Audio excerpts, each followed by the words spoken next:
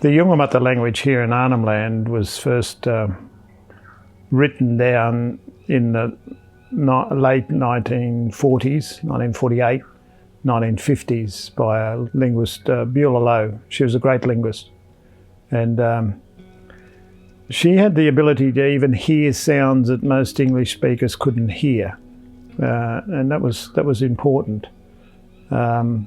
Because in some of the sounds in the original Australian languages relate more to the Asian sounds, the syllables of Asia, than they do to English.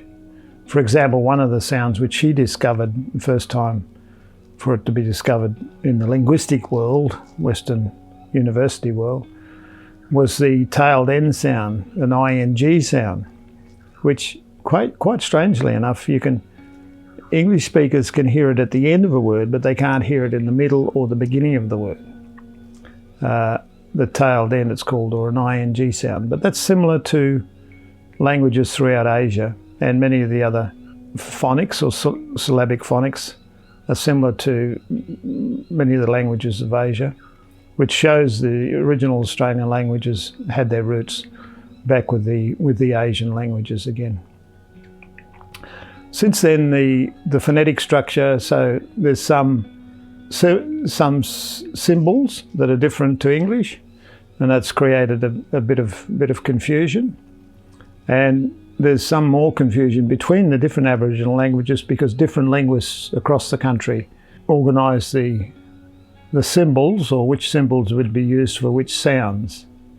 But it seems to be right across Australia, the same syllabic phonics or the same sounds were very common across Australia.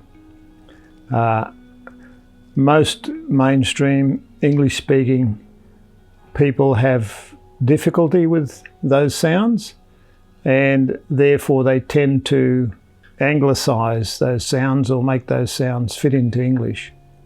Like the U sound in most Australian languages, original Australian languages, says oh, U says oh. But a lot of English-speaking people say ah. So you get Nhulunbuy, not Nhulunbuy. So it should be Nhulunbuy. And so, yeah, that's the differences with some of the Aboriginal sounds as against English. Unfortunately, many of the people who are relearning their languages sometimes tend to learn the English or the anglicised sounds rather than using the original Australian sounds. Pity there isn't more emphasis put on this when people are learning their languages again now down south, where their languages were lost and they're relearning them.